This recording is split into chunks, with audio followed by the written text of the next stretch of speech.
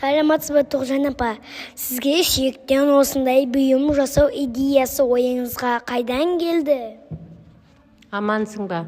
Бұл қазақтың салт дәстүрін насихаттау бағытында сүйектерден осындай көрнекіліктер жасалды. Бұның ішінде сүйектердің барлығының да атаулары бар.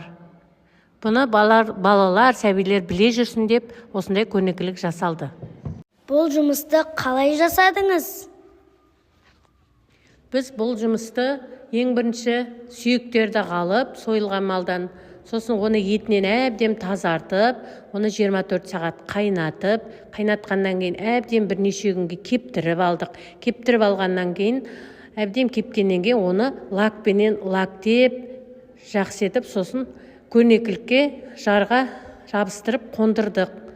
Сөйтіп, оның мақсатымыз жаңағы ұрпақтарға, кейінгі ұрпақтарға малдың сүйектерін табақ тарту, немесе малдың сүйектерін біле жүрсін деген оймен жасалған нәрсе.